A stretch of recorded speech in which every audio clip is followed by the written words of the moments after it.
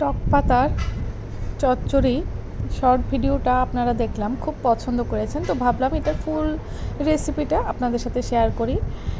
কারণ এই রান্নাটা কিন্তু অনেক মজার, আর আমি জানি আপুরা খুব পছন্দ করে এই টাইপের খাবার। যারা এখনও এইভাবে টক পাতা খায়নি বা টক পাতা চিনে না, তারা হচ্ছে এই রেসিপিটা দেখে শিখে নিতে পারেন। তো এইখানে হচ্ছে আমি টক পাতা, আসলে এটা শাকের, যে কোনো শাক বা সবজি যখন বিক্রি করে তখন এটা বিক্রি করে, তারাই বলে যে টক পাতা এটা। তো আমরা সাধারণত এটা চুই পাতা বলে জানি ছোটোবেলা থেকেই। এটা আমাদের বাড়িতে আগে হতো, তো রান্না করতো আম্মু। আমাদের বাড়িতে সবাই খুব পছন্দ করে এটার ভর্তা, তারপর এটা চচ্চড়ি। তো আজকে আমি এটা শিং মাছ দিয়ে রান্না করেছি। শিং মাছ দিয়ে আমার খেতে খুব ভালো লাগে। তো প্রথমেই শিং মাছ নিয়েছি এখানে 3টা, লবণ আর হলুদ দিয়ে আমি সিদ্ধ দিব। এখানে চাইলে কিন্তু আরও আপনারা অন্য মশলা দিয়েও সিদ্ধ করতে পারেন, কিন্তু আমি মশলা দিয়ে পরবর্তীতে আবার কষিয়ে নিব, সেই কারণে আর হচ্ছে এখন খুব একটা মশলা দিলাম না। তো এখন এগুলিকে আমি হচ্ছে কাটা ছাড়িয়ে নেব। যেহেতু শিং মাছ, খুব একটা কাটা ছাড়ানোর ঝামেলাটা নেই। অন্যান্য মাছ হলে একটু হয়, তবে শিং মাছে কিন্তু এই ঝামেলাটা থাকে না। আর এই কারণে আমি বেশিরভাগ সময় শিং মাছ দিয়েই এইসব রেসিপি তৈরি করি। তো আমি কাঁটা চামচ দিয়ে গরম থাকতেই একদম ভালো করে মাছটাকে বেছে নিয়েছি। তারপরে এখানে কাঁচামরিচ আর পেঁয়াজ দিয়ে দিলাম তেলে। আর আমার বাসায় কিন্তু জানেন যে রাইস কুকারে আমি অনেক দিন ধরে রান্না করতেছি, গ্যাসের একটু প্রবলেম আছে। আলহামদুলিল্লাহ গ্যাসের প্রবলেমটা এখন ভালো হয়ে গেছে। তবে এই ভিডিওটা যেহেতু কয়েকদিন আগের, আর এখনও শেয়ার করিনি, ভাবলাম পুরোনো যত ভিডিও আছে এগুলি সব শেয়ার করে তারপর আমি নতুন করে আবার ভিডিও আপলোড করা শুরু করব। ফোনের মেমোরি অলরেডি ফুল হয়ে গিয়েছে। এখানে দিয়ে দিলাম রসুন।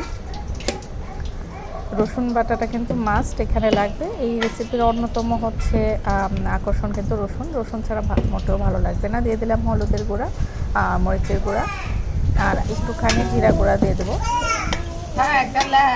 ধনিয়া গুঁড়া যদি থাকে তাহলে ধনিয়া গুঁড়া দেবেন, যেহেতু আমার বাসায় ওই দিন ধনিয়া গুঁড়াটা ছিল না, কিন্তু ধনিয়া গুঁড়াটা দিলে কিন্তু অনেক ভালো লাগে। যা ছিল তাই দিয়েছি।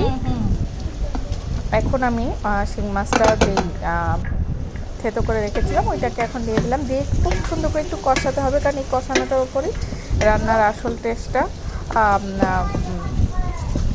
বোঝা যায়। ভালো করে যে কোনো রান্নায় যদি ভালো করে কষানো হয় তাহলে কিন্তু খেতে অনেক ভালো লাগে। আর বলে নিই, এই রান্নাটা কিন্তু অন্য মাছ দিয়েও করা যাবে। রুই মাছের বল মাছ বা আঙ্গাস মাছ, এই মাছ দিয়েও কিন্তু করা যায়। আমি যেহেতু ছোটো মাছ দিয়ে খাইনি তাই আমি জানি না। ছোটো মাছ দিয়ে যদি কেউ খেয়ে থাকেন জানাবেন। এখানে খুব সুন্দর করে কিন্তু আমার এই যে তেল বের হয়ে এসেছে, মাছটা কষানো হয়ে গেছে। তো এখন শাকটা দিয়ে দিব। আর এই শাকটা কিন্তু সিদ্ধ হতে খুব একটা সময় নেয় না। আমি যেই শাকটা নিয়ে এসেছি এটা একটু হচ্ছে একদম হচ্ছে কচি না, তাই তারপরও দেখেন আমি কিন্তু আপনাদের সামনে ভিডিওতে মানে কোনো আনকাট এটা হচ্ছে রান্না করেছি। একদম সাথে সাথে নাড়তে নাড়তে এটা কিন্তু সিদ্ধ হয়ে গেছে। আর যদি আর একটু কচি হয় পাতাটা, তাহলে কিন্তু দেওয়ার সাথে সাথে একদম পুরো ইয়েটা হচ্ছে মেহেদি পাতার মতো একদম গলে যায়। এই যে দেখতেই পাচ্ছেন, আমি কিন্তু নাড়তে নাড়তেই এটা কিন্তু অলরেডি এটার কালারটা চেঞ্জ হয়ে এসেছে আর এটা একদম কমে গিয়েছে।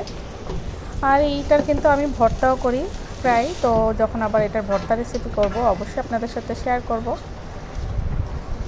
আর এই ভিডিওটা যাদের ভালো লাগবে তারা একটা লাইক করবেন, আর এই টাইপের ভিডিও আরও যদি পেতে চান অবশ্যই কমেন্টে জানাবেন।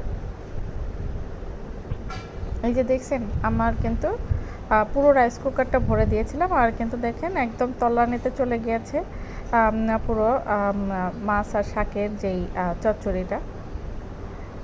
এখন কিন্তু আমি এই যে নাড়তে নাড়তে এটা একদম কমে গিয়েছে। তারপরও কিন্তু আমি একটু পানি দিয়ে সিদ্ধ করে নেব, যাতে ভালো করে টেস্টটা ভালো থাকে। শাকটা যদি সিদ্ধ কমও হয় তাও যাতে হয়ে যায়। তো আমি একটু সামান্য একটু হচ্ছে পানি দিয়ে এটাকে হচ্ছে বসিয়ে দেব, এখন ঢেকে দেব।